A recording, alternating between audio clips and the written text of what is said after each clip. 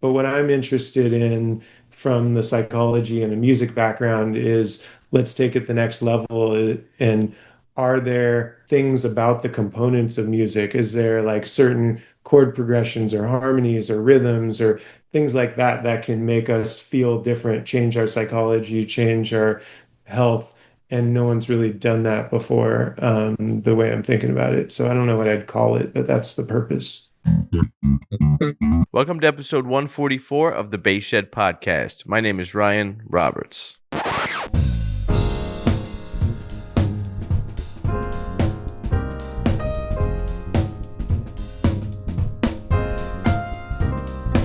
What's up, everybody? What's up? Welcome back to the Bass Shed Podcast. And for new listeners, welcome to the show. This is the podcast where we talk with bass players about artistry, career, and culture. If you're listening on YouTube, make sure to hit the thumbs up, let us know you enjoyed this show, and hit the little bell to get notified about new episodes. On episode 144 is Dr. Sean Young. This episode is going to hit a little different. This episode, it's going to run a cross-section between psychology, culture, and technology. Sean Young is a research professor at UC Irvine. He's a lifelong bass player, and his work explores how music affects human behavior, perception, and even physical pain. We're going to talk about jazz, reggae, improvisation, and ethnomusicology. It's going to be a wide-ranging conversation that basically explores the idea of what does music actually do for us as humans. Lemurmusic.com. Everything you need for the double bass can be found at lemurmusic.com, whether you're a student, an educator, or a working professional. Lemur Music is a trusted source in sheet music, basses, bows, accessories, whatever you need for the double bass. Stop by lemurmusic.com and use the promo code TheBassShed, all one word, for 10% off. All right, bass players, if you really want to dig in to how to create bass lines that support the song, you got to check out Jerry Jamont, 15 Timeless Bass Lines. This is a transcription book that Jerry and I put together. Every transcription was approved by Mr. Jamont himself. Inside, we break down 15 of his iconic bass lines, and we focus on feel, placement, note choice, everything that went into making these bass lines so iconic. Stop by thebassshedacademy.org and you can get your ebook or physical copy. Jerry Jamont, 15 Timeless Bass Lines. All right, as I mentioned on the show is Dr. Sean Young. Sean is a professor and researcher working in ethnomusicology, behavioral science, and technology. But before any of that, he was and still is a bass player. In this conversation, we talk about how jazz improvisation creates narrative, how different musical styles affect pain and perception, and why personal history plays such a powerful role in how we hear music. We're also going to dig into AI and cultural perception and how creativity can't and shouldn't be fully automated. So here it is. Here's my talk with Dr. Sean Young. Hey, Sean, how you doing? I'm doing all right. You can hear me? Yeah, I can. Where are you at there? That space looks awesome. Oh, that's a fake space. That's that's an AI space. yeah, I've got a couple basses, a clarinet, piano. I got a bunch of instruments in the background, but it's mixed with socks and suitcases and a whole bunch of other crap on the ground. So No, that's all right. That's exactly what this space looks like. I got a mountain bike over here. I got a bunch of crap just laying on the couch. Exactly. I don't even know what those wires are or go to. Exactly, yeah. Yeah. So, Man, thanks for doing this. yeah, thanks for inviting me. This is cool. I checked it out. This interview I'm kind of nervous about, man, because you work in a field that I'm really captivated by, but I can't say I'm as knowledgeable about that as when I talk to bass players. Yeah, and I'm not as let's see, I just switched over audio to my higher quality mic. Can you still hear me? Yeah. Okay, cool. Yeah, and I'm not as I'm nowhere near the bass players that you have on, so it's similar, no worries. I think I can talk or lead you with questions about things that I think would be interesting to people, and we could go that way, and I probably won't try to say too much about I talk about my enjoyment as a bass player, but I'm not going to kind of get into teaching people because you have on guests who are way better than I am. So Well, what I'm interested in the field you really work with, but now John Carlo had reached out to you. Let's start here, actually. What is your history as a bass player? Just to get that out of the way up front. You are a bass player, and you've pursued bass, and you've musicianship, and you've studied these things. I want to let you talk about that for a second before we dive into the fields you work in now. sure, yeah. I mean, I started off as a bit just. I think it was yes, just a love for Red Hot Chili Peppers that got me into um, playing bass more seriously, I think. Um, and well, I started with guitar when I was in third grade, broke a string, didn't know how to change the string. My brother, who's 4 years older, he then took the guitar and started playing, and he became a guitarist. And a few years later, I wanted to get to play. I picked up a bass so we could play together. And then went to college, studied ethnomusicology, music from around the world, where I auditioned on bass, but you play a bunch of instruments. You train on a bunch of instruments, but bass was, I was playing in bands for a while and worked. I did internship doing A&R and worked in the music industry. So kept, and then took some jazz classes um, and then kept playing in bands um, yeah, until probably having kids, where then the band stuff fell apart. I just would play guitar, or ukulele to them. But then this year, now from doing research, I've started getting back into playing bass. So, yeah. Nice. And then did I understand this right when John Carlo told me about booking this interview? Uh, you were the original bassist for Limp Bizkit? No, no, no, no, No? Okay. That is inaccurate information. no, Okay. no, no, All right, all right. Because he's like, yo, man, like, there's this guy. He was like the original guy for Limp Bizkit. I'm like, huh, that's interesting. no, definitely not. No, Okay. I had, I mean, I played with, um, I played with some people who were, went on and like the guys from, they were Zero before they were Linkin Park. Okay. Played with them and I had some pop punk bands, but not. I just played with them like a few times for fun, or with the guys from Zero. They had wanted me to audition for them. No, maybe that's what he's talking about.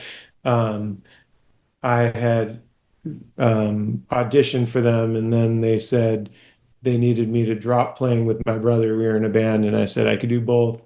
And they said no, they were really And serious. that's And that's the normal musician response. Like, I can do it all the time. Don't say no to yeah, anybody.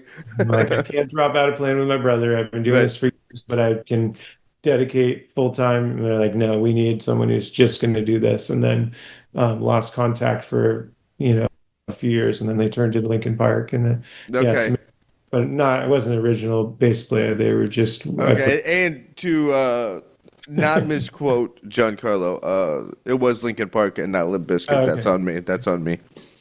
Um, so you're studying ethnomusicology. Now, what does for the person that maybe knows the term but doesn't really know the definition, what is ethnomusicology? And are we recording now, or this is Yeah, just? no, we've been going and all. Oh, we've been okay. Yeah, yeah, Uh, didn't know how. Okay. yeah. Um, It's all pretty loose to just see what cool. happens and fix Cool. it in All right. post. Yeah. So ethnomusicology, and I'll probably get this wrong if some UCLA people will come back and be like, no, that's the ethnomusicology.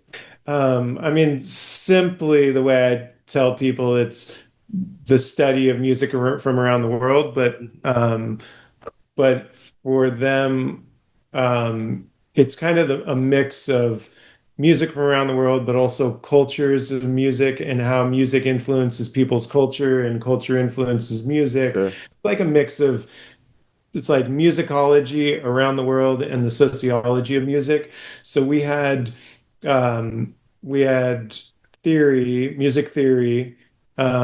We had um, musical cultures of the world where we learn about different countries and their music and what it's like, what they're playing, and our midterms or final our tests would be they'd play us some music and we'd have to identify, oh, that's a cavaquinho, oh, that's you'd identify the instruments and the background behind it and the history and story. And Kind of similar to sommelier. yeah, You gotta yeah, like really decode the root of origin yeah. and all that stuff. It pissed off my roommate. So my roommate at UCLA he was a computer science major. Now he does film stuff, so he switched over. But he was working hard on coding, and I would be, have just jumping on the bed listening to music, and he'd be like, "Can you at least make it look like you're not having fun, or make it look like you're but so we had that, and then we had private lessons or semi-private lessons with instructors on different instruments that we choose. So I did like violin for Middle Eastern and Indian percussion, and yeah, so you pick different, and so it's a mix of those: music theory, music cultures of the world, sociology, music, and then training on just getting to know the instruments.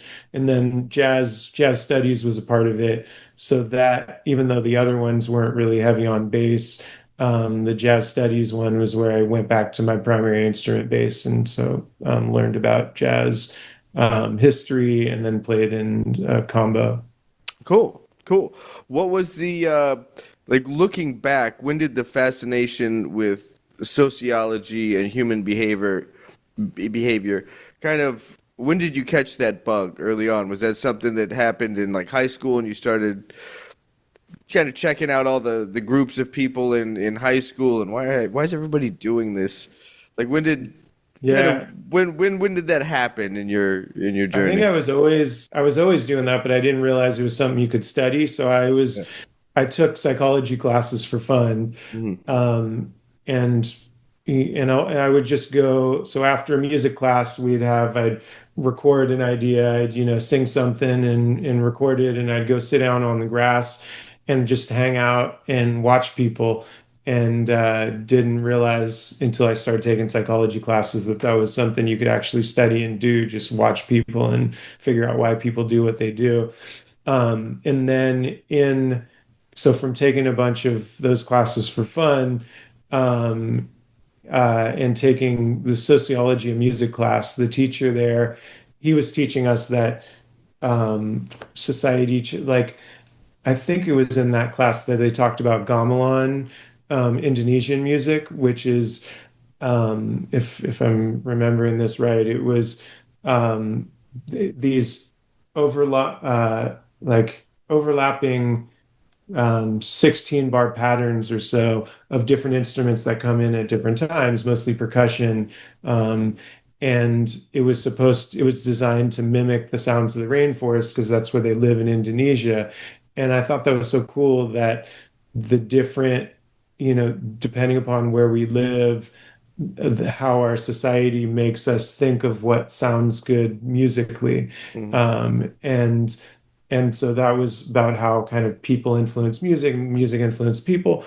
And my bass teacher, Roberto Miranda, was the bass teacher. And when I came in, for him to teach me upright, he said, he's like, Sean, a lot of cats when they play, they might hear something in their head, and it's like,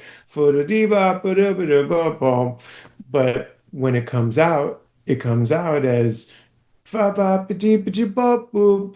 And he's like, that's not being true to yourself, man. You gotta play what's in your heart. You gotta play what you really hear.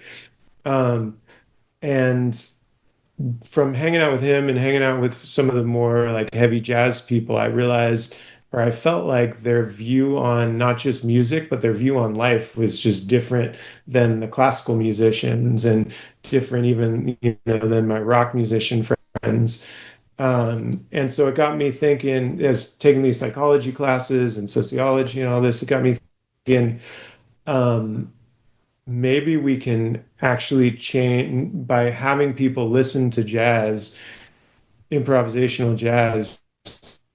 maybe we can change the way they think throughout the way they think about life. And maybe we can get them to have this mindset that the jazz musicians had, that the same way that, they might play, they might play all things you are, but every time that they play a song, they're going to play it different based on how they're feeling.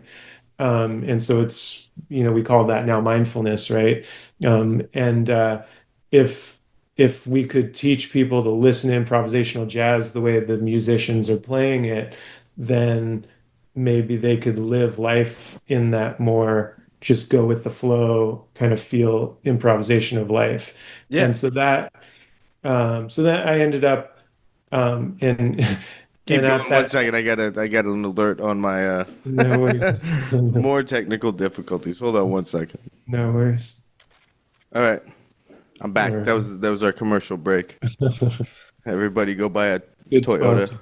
Yeah. Yeah. Now this is Uh, fascinating because I do think the jazz musicians think. I don't know. I don't. I can't. I don't think like a rock musician, and I don't think like a classical musician. I think like a jazz musician. That's kind of my area of pursuit. you can tell me so what we're doing right now, I mean, I'll jump back, Yeah. but fast forward to now, um, with that, we've done like 3 or 4 studies now showing that teaching people compared to just having people listen to jazz or even listen to their favorite music, teaching people how to mindfully listen to jazz. And what we do, they're untrained musicians. So we just say like listen to the speed. We don't use words like tempo or don't or even melody but listen to the speed of it, listen to the richness of it, the warmth. Is it warmer? Is it cold? Try to follow the walking bass line, play little tricks with them of, try to listen to the melody of the main instrument that's playing the soul. And the compared to just having people listen to the same jazz or having people listen to whatever music they want, the groups who we teach how to listen to jazz this way, these are patients with pain and anxiety, and we find throughout 4 weeks that they have reduced pain and anxiety, and it's linked to You're talking um, about physical pain. physical To pain. okay. Yeah, physical pain, and we give them these extra. We don't know what's going on with it, but we give them some questions about mindfulness type questions, like how much are you distracted from your pain or how much are you focused on it, how much are you a part of yourself. And what we find is that we think this is working because people aren't getting distracted with the music, but the music and learning how to listen to the music is making them, if anything, go closer and be more comfortable with their pain. But it's a theory that by teaching people to flow with improvisational music, that they can maybe flow with their pain. And so now we're going back and going to start interviewing jazz musicians compared to classical musicians and seeing, is the way they think about life different? Is the way so I think it's interesting to me, and I have questions about this. What is first and foremost? What is the name of the research project or the endeavor? What is this called? Or is it uh just kind of a just kind of a I let's mean see what happens with jazz? yeah, I mean so I'd been doing the just kind of wrap up the last thing we were my while I was in college. So my health psychology teacher said, "Hey, you should apply to grad school in psychology because you love this stuff." And I said, "I'm in a band. I'm going to try to, Yeah. do that. And then if that fails, I'll go to law school." And she's like, just apply to grad school. So I applied, went down to South America to travel around and learn music down there, and got into grad school. And then just start no one I couldn't do music. I couldn't study that music that I wanted with people because no one knew what to do with it and they're not musicians. So I just did traditional like public health and medicine and technology research. And then a few years ago, it's like, I want to get back to this. I want to take that idea that I had from years ago. And so yeah, the name there's I we created this year, a few months in September, a health music and health conference. So that's the name of a conference, and we're doing Okay. another one. We're planning it. We're going to do a bigger one next year, yeah, I'd like to talk about that if it's something cool and unique. But I mean, I would just call it mindful jazz studies, and then we're doing some more on reggae and psychology. And I guess overall, there have been some studies on music and health, but um, they're not from people who've played music typically. So they're let's say physicians who who say, okay, we're going to bring patients in for surgery and let's let them listen to music before surgery and see if that improves surgical outcomes or makes them relax, and it does. But what I'm interested in from the psychology and the music background is let's take it the next level, and are there things about the components of music? Is there like certain chord progressions or harmonies or rhythms or things like that that can make us feel different, change our psychology, change our health? And no one's really done that before, the way I'm thinking about it. So I don't know what I'd call it, but that's the purpose. Okay. So it does kind of dip into like a music therapy thing at some level, but you're kind of interested in almost the research aspect and the psychological aspect of it. Yep. Yeah, it But definitely. there's an application for just straight therapy. Um, I'm curious why jazz music. Now you mentioned that your bass teacher, your jazz teacher, introduced these kind of concepts. You know, these mindset concepts that were fascinating to you. But jazz, when you were doing these studies, what jazz musicians were you having them listen to? Because some could be calming, and then some could absolutely not be calming. But that's the point of that music. Yeah. And I think you were going here with your first, it doesn't have to be jazz. The idea was improvisational music. So it could Mm-hmm. be, more modern classical music. There's a Sure. blend of classical and jazz, right? Um, but like Oscar Peterson coming from a Okay. classical back, but I focused on jazz because it's more likely to be improvisational. Yeah, And the it's idea it's there is, yeah, the idea behind it was, um, can we teach people to follow the improvisation, like not get distracted or not think about can we keep them to follow that? And if they do, then maybe they can stop negative thoughts from coming into their head. They can stop the pain because they can realize my brain can just follow this, you know, yeah, the narrative follow of the the solo. narrative. Yeah, Yeah. So, that's um, also I think just as much on the improviser as it is the listener, making sure that the improviser is creating, a strong narrative within the solo, and then at that point you almost get into like a periods within jazz, where like, okay, a bebop doesn't have the same type of narrative that like post bop or hard bop would, or even more modern music and modern jazz musicians now that are getting more into a storytelling element, instead of just burning through changes at 300 beats per minute. yeah. So Yeah. And yeah, to there's a lot your, of factors that are fascinating about the study. I do think it's cool that people were able to lose themselves in the music, so to speak. To say that in a very general way, that they're not focused on their thing, their pain or their whatever it might be. Now, is it just the idea of introducing a distraction, or is it the music specifically? yeah, we don't know, but that's where I was getting at. Some of those questions were seems like they're not distracting. They're not getting distracted. If anything, they're focusing more on their pain or their, and also, so we had the way typically good research works is you have different groups. So you take, well, here for before talking about that, I'll answer your question of how did we teach them, Yeah. So it was this training session where we taught them how to listen to jazz, and we started off. I wanted to start kind of easy. So for me, I didn't used to like jazz. Um, I was I was into punk, I was into rock, I was into like, but I didn't really wasn't really into jazz until I took a jazz class, and the teacher said, "Get we get requests by Oscar Peterson." And that Sure. album changed my life. Yeah. And just hearing Ray Brown on Yeah. there and over, and it was very, I don't know, accessible compared to, some more on avant-garde.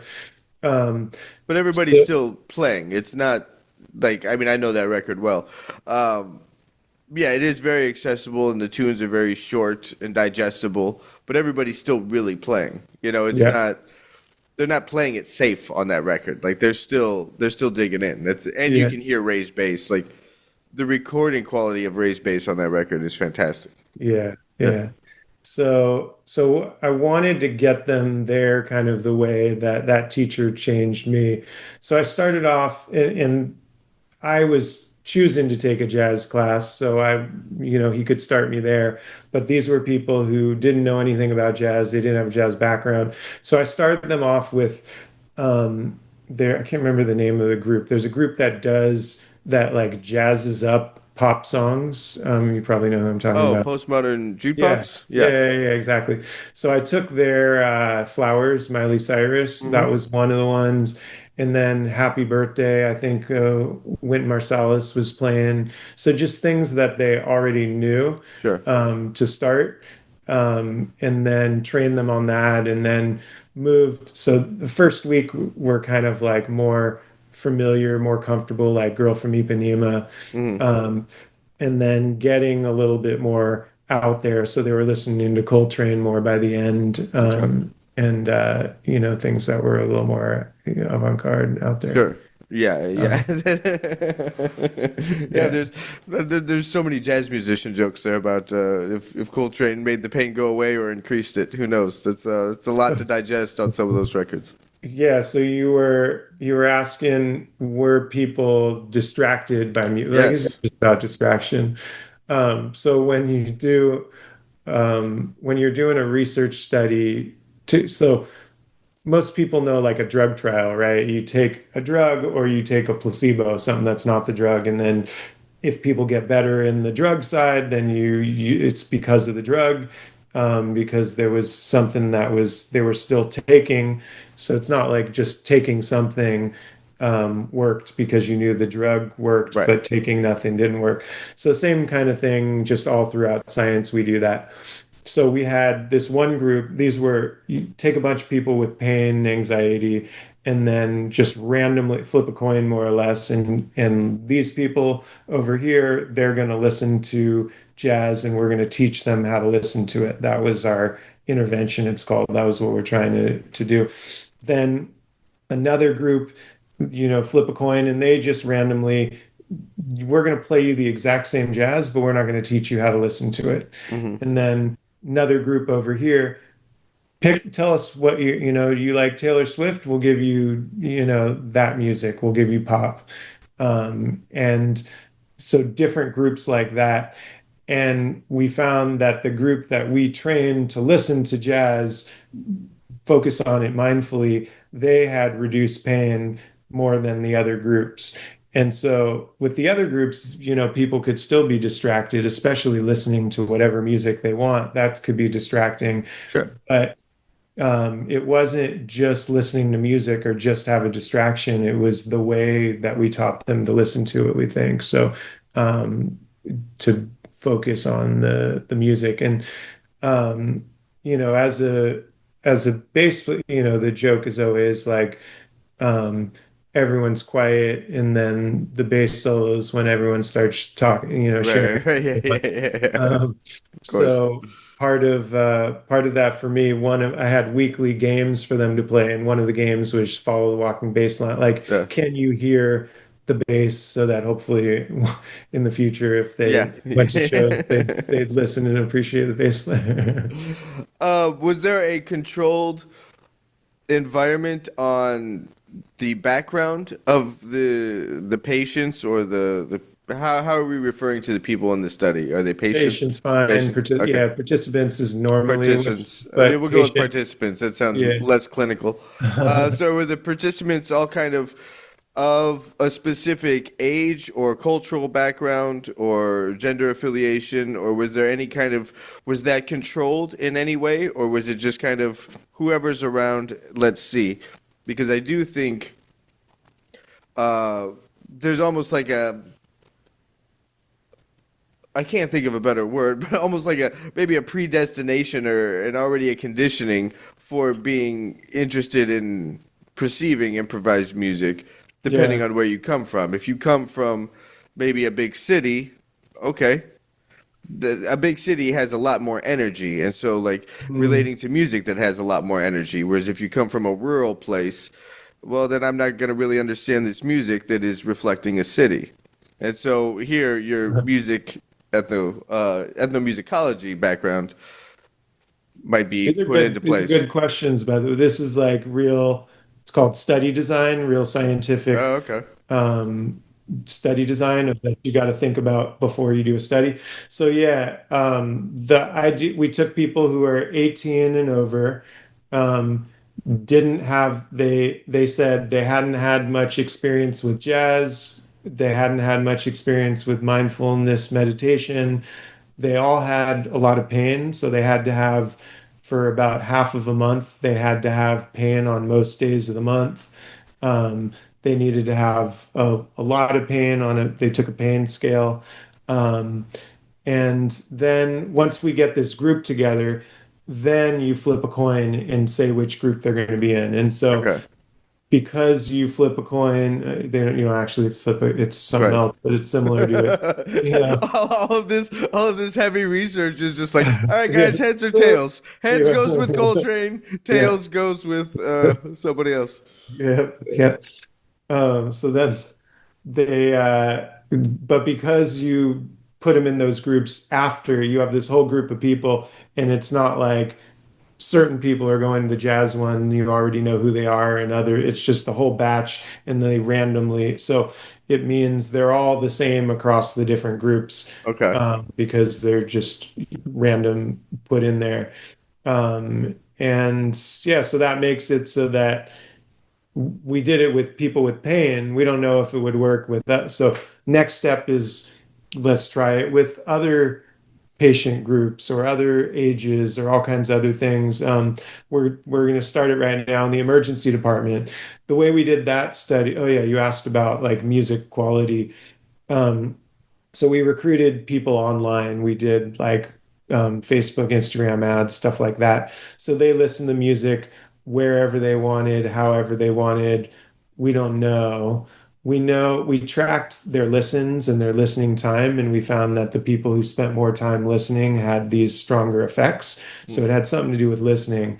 But now we're going to do this study again. We're going to do it in the emergency department here at UC Irvine with patients who are coming in the waiting room for pain.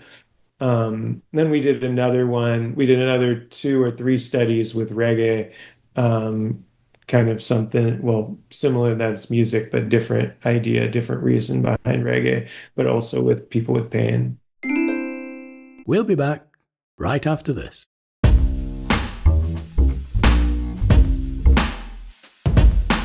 All right, folks, quick break. Quick break to tell you about the Woodshed bass, a vintage-inspired instrument built for modern players. The Woodshed bass is about clarity, feel, and musicality. This bass is designed to sit right in the mix where you're supporting the band or stepping forward with intention. If you believe tone starts with thoughtful design and real musical values, stop by thebassshed.com and check out the Woodshed bass. All right, folks, another product I got to tell you about is the Craft Geek Capsule Music Stand. This thing is lightweight, compact, and rock solid. It was an upgrade to the rig I didn't even know I needed. This music stand is fantastic. So stop by thebasshed.com, check it out, use the promo code SHED15 and get your Craft Geek Capsule Music Stand today. If you're enjoying this conversation, head over to thebasshed.com. You'll find all the podcast archives. You'll find some podcast extras, lessons, transcriptions, listening room where we do some deep dives on records, some mindset things that all musicians, specifically bassists, should be aware of, and how to kind of train your mind as a musician. There's all kinds of stuff over there. Check it out, thebasshed.com. Excellent, sir. Why reggae? Yeah, the reggae one. Well, first of all, for me, if I put on reggae, I just chill. I just like Yeah, I mean instantly. it kind of has a very meditative, vampy quality Yeah, to it with moderate tempos, nothing that's really going to spike the blood pressure. It's meant to do that, and I feel like all the musicians that were performing that music were relaxed. yeah, right, So right. that comes out in the music. I don't Um, know how much is a. I haven't talked to other bass player. Maybe this is a bass player thing. For me, the reggae part, I think, is as a bass player. I used to have a bit, what was it? I had like a big refrigerator cabinet amp, and I would play reggae and just feel yeah, like yeah. feeling and Just so steady pulse, big round just notes, like it's yeah, it's hypnotic. yeah, Yeah, exactly. So but so the idea of this study though was not that everyone's going to experience reggae that way. It was more getting in the psychology of it. So we we got people who have pain, again, 18 and over, have pain, and then ask them, what do you think of when you think of people who listen to reggae all the time? Like, do you have stereotypes about them? Do you have views about them? Um, and they tell us, some would say, oh, I think of stoners, or I think of someone laying on the beach, or Rastafarian, or and we said, there's actually, people normally think of stereotypes as something bad, but it can be good too. By you can use stereotype like the Mozart effect, which is kind of questionable, but people think that by listening to classical music, it'll make them smarter, and sure. so you can take stereotypes and so we said the stereotypes are that people who listen to reggae, people who listen to reggae every day are just relaxed. They're not high stress. If they're experiencing pain, it's not a big problem. And if you listen to this music every day, you also can be relaxed and not, care as much. And that was the intervention again. That was what we were trying to change, telling people that if you listen to this, you can become like those relaxed people who listen to reggae who are carefree. And so then we gave them a reggae playlist that I made for them to listen to each week for 4 weeks. And same thing, found that compared to people who were listening to whatever music they wanted to, just listening to their favorite music, the people who listen to these reggae playlists with this idea we put in their head that if they listen to it, they'll be relaxed. They had lower anxiety and less pain. Now, if you take the outcomes from the jazz study and the outcome from the reggae study, was there a significant spike in the reggae study? Excuse me, because there also there's lyrics in reggae versus specifically the Oscar Peterson record. um, and then, let's say, One Love by Bob Marley is on repetition.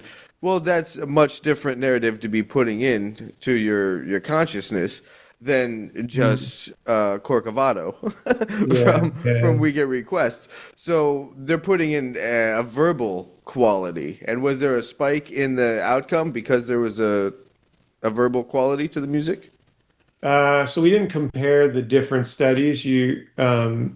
it's hard to do that in science. It seems like, but they all took the same pain scales.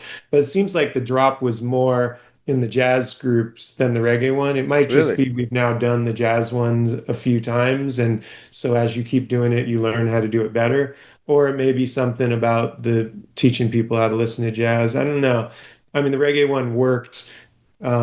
It worked compared to people's own music. It worked compared to both of them work compared to just what you typically get for pain, which is, hey, watch this video about how to reduce your pain. Both of them reduce pain more than watching a video like that. But yeah, we don't know. And I mean, I tried with the lyrics a little bit of what you I did a mix of yeah, some Bob Marley in there, some like I wasn't sure how much to put in, like smoke two joints, like how much should there be some Right. drug references? Is that Well, good then, or is that then what bad? reggae tunes do you have? Yeah, And you have you have a 15-second intro, and then yeah, that's about it. pretty much, yeah. Uh, so yeah, but I don't know. It's a good question. Like I don't know about the lyrics part of it. Yeah, and I used a mix of older Bob Marley, Toots and Maytals, and then some more Cali reggae, like Mhm. modern kind of stuff.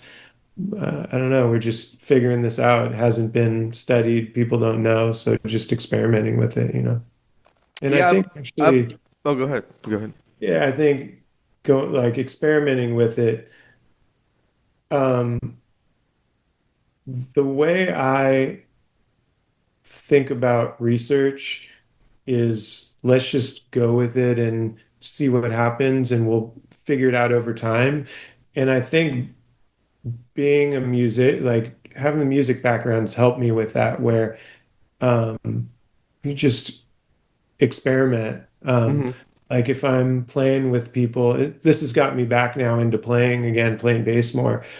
And it's fun looking into myself now and saying this. Um, because when you're jamming with some people and you're writing a song together, the first time, you just experiment, you see what comes. And then maybe I'll like a bass line that I'm doing, or I'll like what I'm doing. And then I'll say, okay, I'm going to stick with that. The next time, maybe I'll remember it, maybe I won't, maybe I'll try playing it again, maybe I'll try something new. But with research, it's sort of become the same, where most researchers want to know exactly what you're doing throughout the whole study before you do it. Sure. And yeah, I like we'll get there. We'll get there, but we can perfect it, kind of like writing a song of we can take some time to figure out, This is how this is interesting to me because this is like this just hit like a whole nother level, right? So you're the study of ethnomusicology and how music impacts people and then it happened to you and then you went all the way down the science angle and then it came back to music. It almost did like this slingshot effect in your life, you know. Yeah. I think that that's fascinating. Uh, and then I also think it's fascinating that you're approaching the scientific research almost like a music composer, like you just mentioned. Had you also approached music from the scientific angle when you were really getting into this and like everything has to be clinical and I have to try to understand the end before I, start it, so to speak, and you're trying to make it a very controlled environment instead of just letting Yeah. Well, what that might happen? I realized that that's who I was later on. And so now being the scientist makes sense. But like my brother, I talked about my brother, he has a great ear. And he would just pick up stuff. And for me, I don't have the ear that he has. I've learned to get my ear much better. But um, I look back at my first time learning really how to play. And my parents went away for the night. They went out, and I went in my brother's room. He was now in college, and I found this guitar chord book. Um, and I'm looking at the chord book and I'm sort of realizing theory without knowing what theory is, but I'm saying, wait a second, every time if I'm playing chords starting on the E string on the lowest string on the guitar, I can play every major or minor chord or minor seventh with exactly the same pattern. And if I move to the A string, there's another pattern, like I'm noticing those patterns. And so that rather than listening like my brother did of I'm going to play notes that sound like this, I would think more in patterns. And so then, and I think that's also, so I felt like, not like a fraud, but when I play in, I play in punk, but punk is just the opposite of that. Just let it go. Don't think, don't. And for Yeah, me, just aggression, rebellion. And don't tell so me what to do. This yeah. note doesn't work. That's why I'm playing it because I'm so punk. Yeah. So, so I was, yeah, I felt a little bit of a fraud at playing punk or playing rock because I was much more calculated Mm, in how I was playing. But then I learned about jazz, and I wasn't interested in, at least as a bass player, I didn't really like classical music for violin or stuff like that. I did, but as a bass player, I wanted something that was, I don't know, different than classical. So it wasn't until learning jazz where I was like, these are not only my people, but my people at an extreme. Like they can both know in a lot of detail, they can be super calculated, but then they can just let it go. hmm And so that's, yeah, definitely as music, and I like the blend of both of those. And I guess with since I've now done science long enough, I've kind of have that. I can't play jazz, but I can do science like with the calculated and creativity part of the way the jazz musicians I looked up to play. hmm Yeah. Now, a lot of your work, excuse me, also focuses around technology and making predictions about culture. Yeah. But speak about that a little bit, and then I do want to tie that into your thoughts on how that is impacting music and culture and the music industry on a whole. There's a lot. Yeah, there's a lot we Yeah. could cover there. That might be that might be a mini series, not That's just one fun. episode. But first, talk about your work with technology and predictions within culture. Yeah, so while I was in so I went to grad school in psychology and just kept playing music on the side for fun, but kind of abandoned everything with music, or as a career at least, and studied and did psychology and worked in technology, and all kinds of things. I was working at, I accidentally found myself in a job at NASA, Ames Research Center, where I was making games for astronauts in virtual reality. Oh God, And can we hit pause on this? For this was an accident. You just accidentally end up at NASA. this was super accident. That's Um, hilarious. Like I accidentally walk into a door, but you accidentally end up at NASA. Pretty All right, much, all yeah. right. Much My better my trajectory on your end.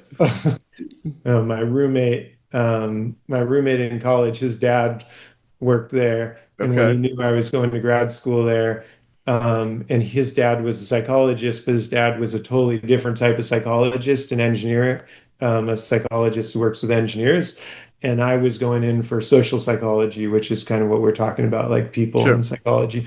So his dad says to him, "Oh, Sean's coming up. He's going to be here. Have him come work for me." And I said, Great. awesome. I guess I can work at NASA. This Yeah. sounds cool. This sounds interesting. So I started, and then he said, all right, so let's start. What's your calculus background? And I was like, I haven't taken math class since high school. I studied music. I don't know. Yeah. Okay, what's your engineering? I've never taken an engineering class. I don't know. So he hired me by accident, thinking I was like him. And then, and Love then it. I had to Love it. spend the summer, not had to, I mean, I got to spend the summer then just like learning a whole bunch of new shit that Yeah. was awesome and really exciting. And so that got me, and I was in Silicon Valley where technology was just blowing up. And so learned a lot and had friends building startups that overnight like became big success. What year? What year are This we was talking? 2000, 2002 to 2008. Ooh, oh man. Yeah, Okay. You're yeah, that's the ground floor of like when yeah. everything's right about to blow up with social media. Exactly. So I Yeah. started doing research on social media and health because of that, and ended up getting good contacts with friends who were working there and working technology, and then moved to working in AI, doing research on AI, working with government on predicting disease outbreaks and things like that, looking at what people talk about online and how we can use what they talk about to predict disease outbreaks, predict people's health outcomes, things like that. And then, yeah, and then started maybe a few years back, um, had a conversation with a friend. So he was an engineer in grad school with me, um, and he went to work for Dolby, and then what was it? Not Soundhound, I think. So he then did kind of like some of the infrastructure and signal processing for those around audio, and we started talking about what can we do with AI, um, and um, and I wanted to take this research, like I was saying, these most of the studies that had been done on health are just like listen to your favorite music and see what it does. And I wanted to see, are there certain things about music, components of music that'll make people happier, healthier, but even listening to a song, it's like can't even give people a song because a musical composition, a good musical composition brings people through all kinds of different emotions and all kinds of experiences. So even within one song, how do you isolate what will make someone feel a certain way or act a certain way? And so he said, why don't you look back at, remember, Pandora had the Music Genome Project where it's like million different songs that were tagged on different categories, if you know this or remember Hmm. this. Remember, like, Vaguely, yeah. I yeah, was never really deep on the Pandora thing, but okay, yeah. So they had it would be like, you if you like Oscar Peterson right. because it has classical type vibe, it's got a walking it would categorize things like that. And so that's sort of started leading to the AI and what we're thinking now of can we use AI to identify music not by genre? Because normally, everyone thinks of music by the genre that you listen to, but there's so much blending across genres. So now we're starting to look at can AI be used to classify music in different ways? Like specifically, can it be used to classify music that'll make you feel certain ways, make you feel happy, make you feel excited, make you healthier, certain things about healthier, like can we strap on? We're doing some brain studies right now with patients. These are patients with epilepsy, just because they have epilepsy and you try to figure out where the epilepsy is happening in the brain. These people sit for a week with electrodes, sensors all throughout their brain, which normally, you can't get inside people's brains like that. But we're now working with these patients with for a week sensors all throughout their brain and playing them different sounds and different types of music to try to see like what's happening in the brain when you hear different sounds in music. How do people learn sound in music? How do they recognize it? With a ultimate goal of, are there certain sounds or components of music that can make people healthier in different ways? That's interesting. That's really interesting. Um, yeah, I thought of a couple things as you were saying. One of them is to acknowledge music and group music by mood. Um, what percentage do you think of like you play one piece of music and this piece of music? Let's go back to you know the Oscar Peterson record, Days of Wine and Roses. You play it off. We get requests for 100 people. 80% of them they feel good about that. Really lively two feel up front. Like yeah. Yeah. Then it Yeah. locks into four, super swinging at a good tempo. That's gonna make people feel like happy and good and some. But what do you think the margin of people coming into it like, well, my dad used to listen to that record when he beat me. Like Yeah. just personal trauma Right. that is associated with types of music or things that sound similar that's Yeah. just stored in the individual somewhere. Yeah. Um, Yes, good question. I don't know. So I went with some of my graduate students and I said, who wants to start a group together on music and health? Mm, Okay, so we got this group together. It was like 5 or 6 of us to start. We went to the top floor of our building. We hung out outside and we started talking. And I think the first question I asked is, okay, can we come up with a consensus on what music that we like? We all like the same. Can we find a music that makes us all feel good? And I nice. said, What I'll was it? start with me. Nice. Yeah, I said, I'll start with me, reggae. I gave the example with reggae. Next person went. Um, and and she said, well, for me, heavy metal just like lets me get my energy out. Okay. Just And really like so, unpack some things you need to. Yeah. Okay. yeah. And I was like, this isn't going the way I thought. We're not reaching a consensus Yeah. here. And Yeah. then, Yeah. and We then, just went from Peter um, Tosh to Pantera real quick. yeah, Yeah. like, how are we going to unite on something? And then a fire alarm went off. We're outside the top of the building. Fire alarm went off, and I continue. Okay, let's just ignore it. Keep on going. It's on in a different building, but just Yeah. eh, eh, and I said, okay, can we at least agree on that is super annoying, that sound we're trying to, and one of the students, she said, well, actually in Iran, we had a sound like that and it was comfort. It reminds me of something. I'm like, oh Right. no. Yeah. So, so Yeah. yeah, I Everybody don't coming know. in with their background, it makes it almost impossible Yeah. to, So, which I think is, on a whole, one of the beautiful things about it all is that it is such an individual experience for everybody and that it can't be truly turned into any kind of algorithm.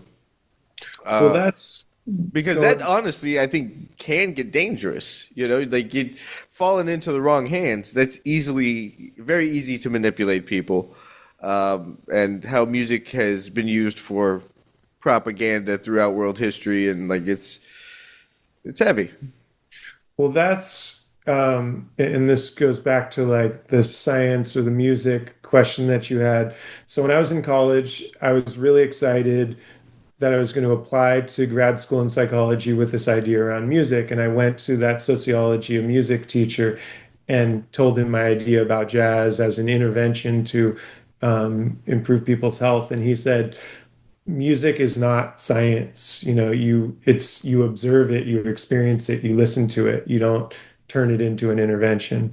And so and there was no one for me to do it with, so I just put it on hold.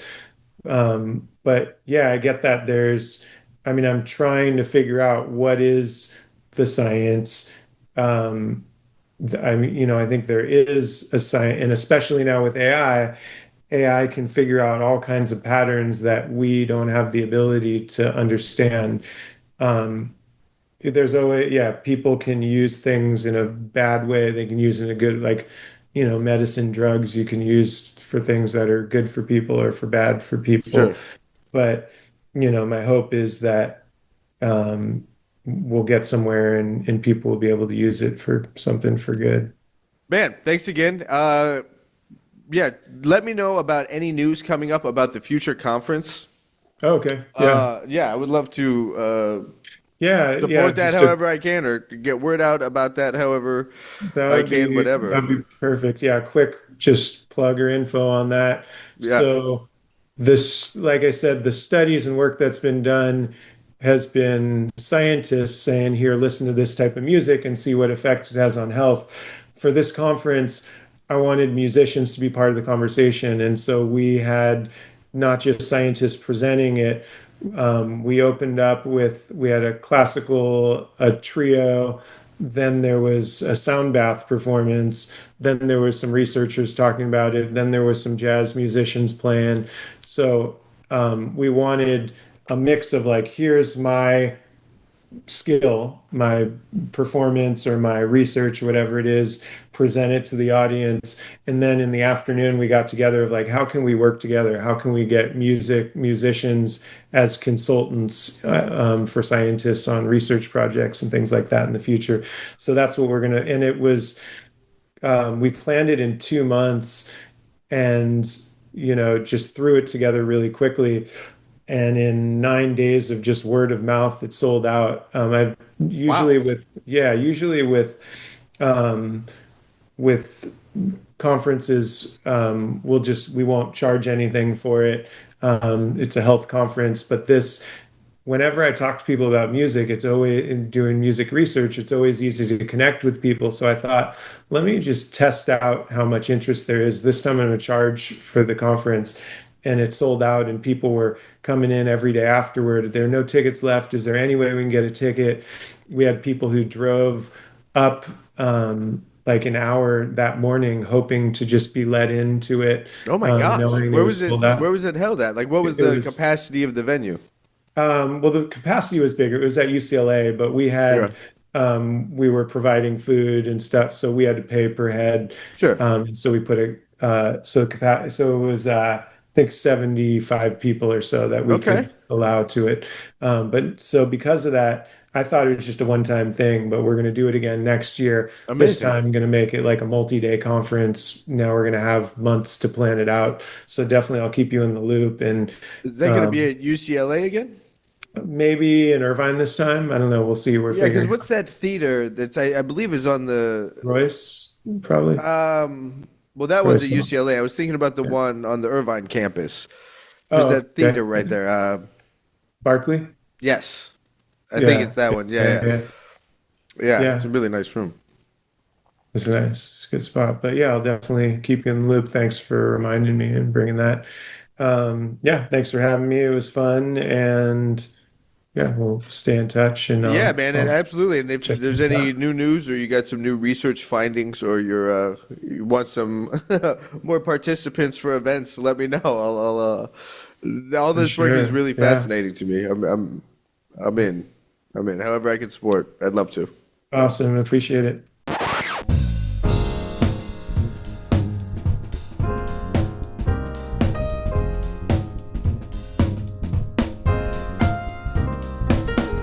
All right. That was my talk with Dr. Sean Young. Super fascinating, and I'm really excited to follow up with him after some of these studies have been done to check out the results. Thank you, Dr. Young, for being on the show, and we look forward to having you back. Again, folks, if you enjoyed the show, please hit subscribe wherever you are listening to it, and stop by thebasshed.com for more bass goodies. I'll catch you on the next one in a minute.